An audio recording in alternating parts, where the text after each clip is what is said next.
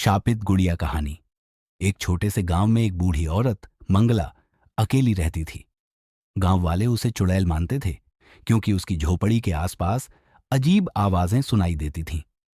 मंगला की झोपड़ी के अंदर एक पुरानी फटी पुरानी गुड़िया रखी थी। लोग कहते थे कि वो गुड़िया अभिशप्त है। एक दिन गांव की 10 साल की बच्ची रानी मंगला की झोपड़ी के पास खेलने गई। उसे झोपड़ी के अंदर से एक मधुर आवाज सुनाई दी। आओ रानी, मैं तुम्हारा इंतजार कर रही हूं। डरते डरते रानी झोपड़ी के अंदर चली गई। वहां उसने वो गुड़िया देखी। गुड़िया के होंठ अजीब ढंग से हिल रहे थे। गुड़िया ने कहा, मुझे अपने साथ ले चलो, मैं तुम्हारी सबसे अच्छी दोस्त बनूंगी।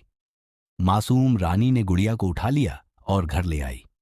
रात को रानी के कमरे से अजीब अजीब आवाजें आने लगीं। जब उसकी मां ने दरवाजा खोला तो देखा कि रानी बिस्तर पर नहीं थी। गुड़िया अकेली कमरे के बीचों बीच बैठी थी और उसकी आंखों से खून टपक रहा था। मां चीखकर गांव वालों को बुलाने गई। जब सब वापस आए तो उन्होंने देखा कि रानी झोपड़ी के पास बेहोश पड़ी थी और गुड़िया उसके हाथ में थी। मंगला वहां खड़ी थी और जोर जोर से हंस रही थी। गांव के बुजुर्गों ने बताया कि मंगला की बेटी मीरा को गांव वालों ने चुड़ैल कहकर मार दिया था। मीरा ने मरते वक्त अपनी आत्मा को इस गुड़िया में कैद कर लिया।